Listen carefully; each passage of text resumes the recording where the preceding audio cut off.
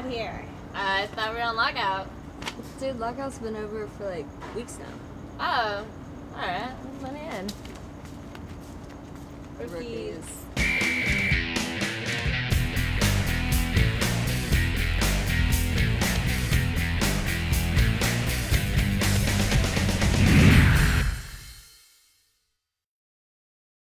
Hey there, fantasy football fans, and welcome back to the third season of Hot Tub Tub Sleeper Picks. To those of you returning from last season, thanks for coming back.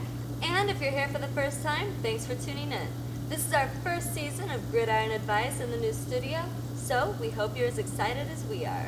Now, we know that the lockout had some of you sweating, so we won't keep you waiting any longer. So, you want to start it off, Kristen? For sure. My sleeper pick for week 1 is Tennessee Titans QB Matt Hasselbeck. With CJ2K's lengthy holdout, Chrome Dome Matty figures to do some serious throwing early in the game against Jacksonville in hopes of opening up some lanes for Ringer and Harper, or even a Rusty Johnson if he gets his deal. Kenny Britt has somehow avoided a suspension for his off-field antics, and though limited, should be on the receiving end of a few bombs. Look, the Jags look to be a fairly weak team, but I do think their offense is good enough to pick up a fight. So, expect this divisional game to be close. In the end, I bet Hasselbeck finds himself with close to 300 yards, a pair of TDs, and a win. Nice. Now, before my pick, let's check out the new girls over in the bedroom. Thanks, Courtney. I'm going to preface this week's Stardom Situm with the factoid.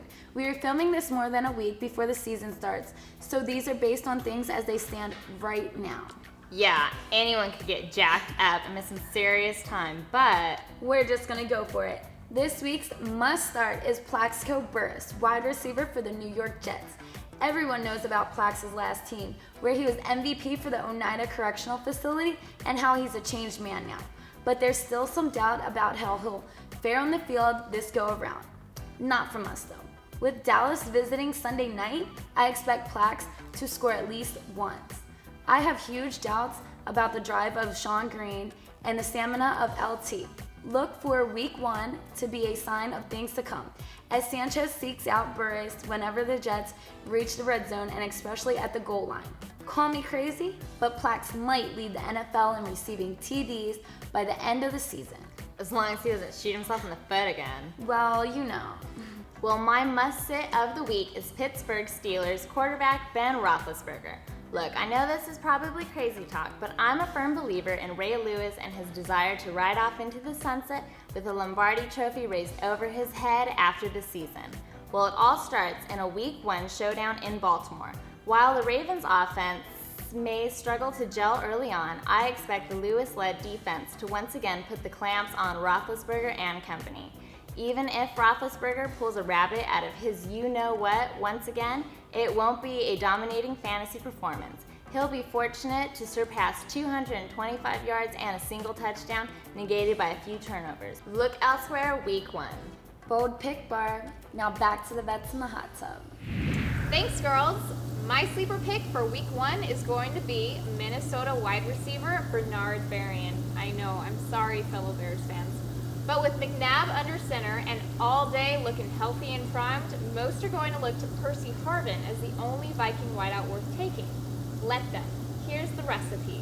His team's offensive coordinator is promising him balls.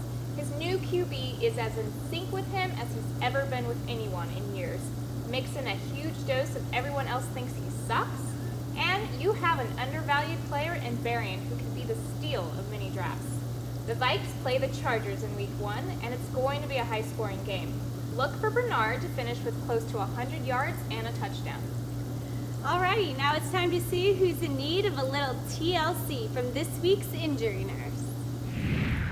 This week's injury report is all about 49er running back Frank Gore. No, Frank's body isn't injured, it's his ego that's battered and bruised. If you haven't heard about his recent tantrums, you're not doing enough research. Gore seemed to think since D'Angelo Williams got big money this offseason, he should too. And, well, he did, but I'm here to tell you that rookie Kendall Hunter from Oklahoma State has flashed a bit of Barry Sanders-esque skill this preseason and gave the Niners a bit of leverage with grumpy Gore. Hunter's probably not going to start anytime soon, not as long as Gore is physically healthy, which is probably not long, but he's going to see touches regardless, and could do great things with the 5 to 7 looks his preseason has guaranteed him. Get him now, especially in the keeper leagues. Thanks, Jackie.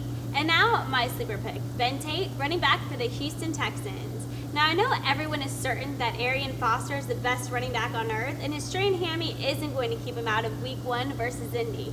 Maybe they're right. But regardless, Tate is a huge talent, and his preseason play demands a few touches per game. Anyone that thinks Derek Ward is truly the number 2 behind Arian is crazy. Me? I'm of the opinion that Foster falters and Tate starts to see more and more carries as the season goes. But in Week 1, Houston should win big, and after the first half, there shouldn't be any reason anyone but Tate gets the rock. A touchdown and something close to 100 yards might be a stretch, but I'm thinking it'll happen. All right, well, that's it for this week. Thanks for watching. We'll see you for episode 2 on September 14th. Now, before you go, don't forget to show us your love and like this episode. Just click that little button below the screen to the left. It's the only way we know you care. And if you have a second, leave a comment. Each week, we'll pick the best comment and you'll get something extra special from all of us here at Hot Tub Sleeper Picks in the mail. Ooh, that's right. Who's going to be the first to find out what that is? See you next time. Bye! This is going to be a big reach, and, well, we're filming before 53-man rosters are announced. But waiver wire pickup for Week 1 is Cleveland Browns running back Armand Smith. He's currently sitting at the bottom of the depth chart. That means next to nothing. Save Peyton Hillis. All that stands between Smith and playing time are banged up Montario Hardesty and Quinn Porter. 2 guys Shermer and the whole Browns organization should have zero faith in. Sure, there's still Brandon Jackson, but he's banged up and gonna miss at least 6 weeks. Armand Smith is insanely fast and a great change of pace for Hillis. The Browns look like they're gonna shock some teams this season, and I honestly expect to see a bundle of long runs from this rookie. He might not be worth a spot on your roster yet, but keep an eye on him and pounce if I'm right.